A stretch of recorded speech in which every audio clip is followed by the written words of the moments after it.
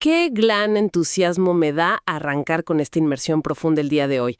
Y es que el análisis que traemos se centra en un concepto que, la verdad, desafía de forma radical toda la estructura tradicional del fitness. Totalmente, porque plantea la posibilidad real de abandonar el encierro. Exacto, o sea, dejar el entorno climatizado y esa monotonía típica de un gimnasio convencional. Para usar la inmensidad y la geografía de una ciudad entera como si fuera el campo de entrenamiento definitivo. Y para entender esto, nuestra fuente principal es un material de origen súper fascinante.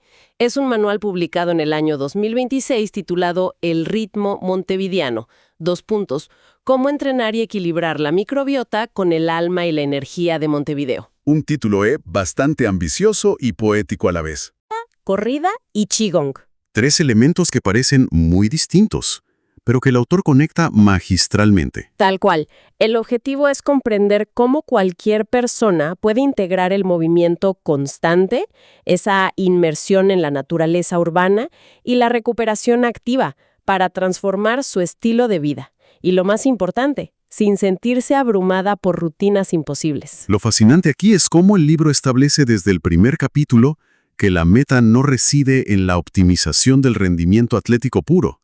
No busca crear atletas olímpicos. Para nada. La propuesta central es utilizar la geografía de la ciudad como una herramienta para contrarrestar el estrés crónico. En un mundo que está tan saturado de información y sedentarismo, el texto argumenta que reconectar al cuerpo humano con su entorno, desde el asfalto hasta las áreas verdes, equilibra la mente. Bueno, vamos a desempacar esto, empezando por el primer pilar de la metodología, que es conquistar la Rambla sobre 2 ruedas. Ese primer paso es clave. El manual dedica varias páginas a describir los más de 20 kilómetros de la Rambla de Montevideo, con esa vista tan despejada hacia el Río de la Plata, y la conceptualiza como una inmensa cinta de correr a cielo abierto. Es una reconceptualización del espacio público muy poderosa. Sin embargo, lo que resulta súper particular desde la perspectiva del entrenamiento es la postura del autor respecto al equipamiento que se debe usar. Sí, eso me llamó muchísimo la atención. Porque, digamos, la tendencia habitual del ciclismo recreativo apunta siempre hacia bicicletas de carbono ultraligeras de miles de dólares. Pero este texto sugiere exactamente lo contrario. Literalmente lo opuesto. Señala a las bicicletas híbridas urbanas como las herramientas ideales. A estas las llama las reinas de la Rambla. Las reinas de la Rambla, exacto. Argumentando que la postura erguida que obligan a mantener previene la fatiga lumbar frente a las ráfagas de viento costero. E incluso va un paso más allá y dedica una sección entera al sistema de bicicletas públicas, que se conoce como Montevideo en bici. Ajá, las famosas bicicletas naranjas o verdes que hay por ahí. Sí, y el texto las describe casi como vehículos blindados. Señala que pesan, y cito, como vaca en bajada. Es una imagen graciosísima, pero muy cierta. Pero lo loco es que el autor clasifique este exceso de peso como una ventaja táctica. Argumenta que obligan a la persona a realizar un mayor esfuerzo de tracción y, por ende, a generar un gasto calórico superior. Claro, es una perspectiva inusual. Desde la biomecánica deportiva tradicional, cargar kilos adicionales en un cuadro que no está adaptado a tu biometría no suele considerarse óptimo. Porque puede alterar la técnica, ¿no? Exactamente. No obstante, la lógica del manual es que esa resistencia extra funciona como un entrenamiento de fuerza encubierto, aunque hace una advertencia muy clara. Sí, el tema de los accesorios. Para mitigar los daños de usar estos equipos estandarizados, es imperativo invertir en cosas personales. Guantes para absorber la vibración del asfalto y sobre todo una funda o recubrimiento para el asiento. Que el texto califica como un diseño sumamente hostil para la anatomía humana. Una descripción muy diplomática para decir que son incomodísimos. Totalmente. Y esos pequeños ajustes ergonómicos parecen ser la diferencia entre sostener el hábito a largo plazo o abandonarlo al primer mes. Sin duda. Otro aspecto logístico que subraya el material es la importancia del entorno temporal. Se define un horario de oro. Comprendido entre las 7 y las 8:30 de la mañana. Exacto. Se considera la ventana óptima porque es el momento de menor densidad de partículas contaminantes y el tráfico vehicular es más predecible. Pero el manual también advierte sobre los enemigos invisibles. Ese apartado aborda las variables incontrolables de la calle. Identifica por un lado el riesgo constante de peatones hipnotizados por los celulares. Un clásico de cualquier ciudad moderna. Y por otro lado, destaca el famoso viento del Río de la Plata. Pero no lo describe como un simple fenómeno del clima, sino como una fuerza de resistencia constante con la que hay que saber lidiar. Y el manual hace mucho énfasis en que este viento no debe ser enfrentado con fuerza bruta. Es un error muy común. Plantea que la reacción instintiva suele ser ponerse de pie sobre los pedales y empujar con muchísima tensión muscular, lo cual el autor considera un error estratégico grave. Si conectamos esto con el panorama general de la salud articular, la recomendación del libro tiene un sustento muy sólido. A ver, explícanos un poco más la ciencia detrás de eso. Al enfrentar una resistencia eólica fuerte, aplicar fuerza bruta con una marcha pesada incrementa exponencialmente el estrés de compresión sobre la articulación de la rodilla. O sea, un daño a largo plazo. Tal cual, la premisa del texto es priorizar la cadencia, bajar el cambio y aumentar las revoluciones por minuto de las piernas. Fisiológicamente, esto traslada la carga del sistema musculoesquelético al sistema cardiovascular. Protegiendo los cartílagos y mejorando la resistencia. Exacto, es trabajar con inteligencia, no solo con fuerza. Y el texto lleva toda esta interacción a rutas destacadas. Una muy detallada es el desafío de los 2 cerros. Una ruta preciosa, por cierto. Propone iniciar en la punta sur de Punta Carretas, atravesar toda la densidad de la Zola Céntrica y la Ciudad Vieja, para culminar con una subida exigente hacia la fortaleza del cerro. El libro argumenta que esta ruta ofrece una variación topográfica tremenda, pasando del plano a una pendiente muy dura, pero además crea una narrativa geográfica. Conectando la ciudad financiera con la historia colonial. Retrasa la percepción de fatiga del sistema nervioso central. Mantienes el cerebro tan distraído con el paisaje que no te das cuenta de lo cansado que estás. Básicamente, permite sostener el esfuerzo prolongado con menor desgaste mental. Aquí es donde se pone realmente interesante, porque la propuesta no se limita al asfalto. El segundo pilar marca una transición hacia los pulmones verdes de la ciudad. Dejamos las bicicletas por un momento. Y entramos en lo que el manual llama la danza de la corrida en los parques, nombrando áreas enormes como el Prado o el Parque Bate.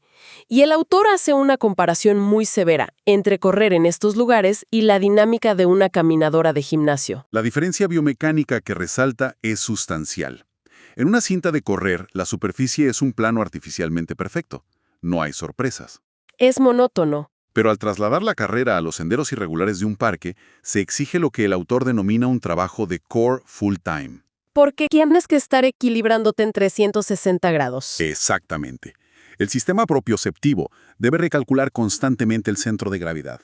Cada raíz, cada pozo en el pasto, obliga a la musculatura del tobillo, a los oblicuos y a la zona lumbar a realizar microajustes continuos.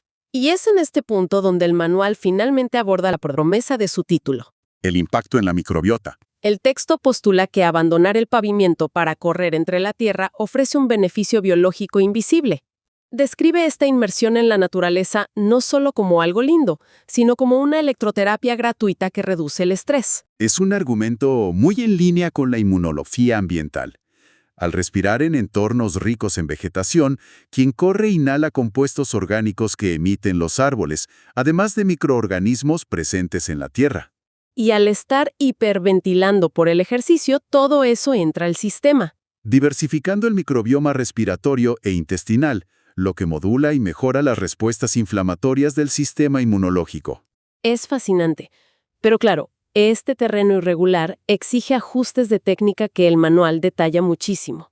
Porque no se puede correr igual en el asfalto que en la tierra. El autor sugiere acortar la zancada en las subidas suaves y alterar la absorción del choque, aterrizando más con el mediopié en el pasto. Esas adaptaciones previenen lesiones por sobrecarga. Y también resalta la importancia de la mirada dividida. Mirar al frente para mantener la postura, pero reservando atención periférica al suelo. El texto advierte que después de una llovizna, la tierra se vuelve, en sus propias palabras, un patín. Donde una distracción puede terminar en un esguince severo.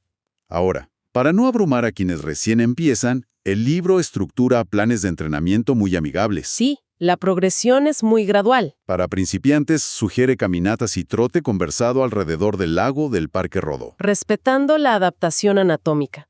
Y para los más avanzados, propone intervalos de 800 metros en la pista perimétrica del Parque Valle. Pero siempre recordando que la métrica más importante no es el reloj, sino el ritual del corredor. Esa conexión con el entorno. Escuchar a los zorzales cantar al amanecer o ver a la gente tomando mate. El libro dice que absorber esto aporta una paz inmensa y es parte integral del entrenamiento mental. Le da un propósito más profundo que el simple cardio. Entonces, ¿qué significa todo esto cuando terminamos la rutina? El texto plantea que después de la adrenalina de la bicicleta o la corrida, el cuerpo queda en un estado de alerta. Una excitación simpática muy alta. Y la costumbre habitual es frenar de golpe, subirse al auto o ir a la ducha y seguir con el día. Lo cual somete al sistema circulatorio un estrés de adaptación innecesario. Por eso, el tercer pilar introduce el Qigong como un arma secreta para la recuperación activa. Un componente que el autor considera no opcional. Y me gusta que el experto, o sea, el autor del manual, desmitifica esta práctica.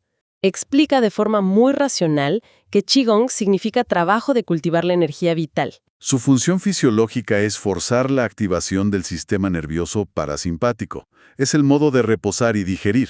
Actúa casi como un masajista interno, ¿no? Totalmente. Acelera la recuperación, baja la frecuencia cardíaca y previene lesiones crónicas. Al combinar respiración diafragmática con movimientos lentos, se eliminan los metabolitos generados durante el ejercicio. Y para esto se describe el entorno perfecto, lo que llama el dojo urbano. Transformar un parque en tu espacio de recuperación. Sugiere estar con los pies descalzos en el pasto para hacer aterramiento, O grounding. respirando el aire de árboles centenarios y usando los ruidos urbanos lejanos, como los autos o la ciudad, como un ruido blanco natural. El grounding tiene una base biofísica muy interesante.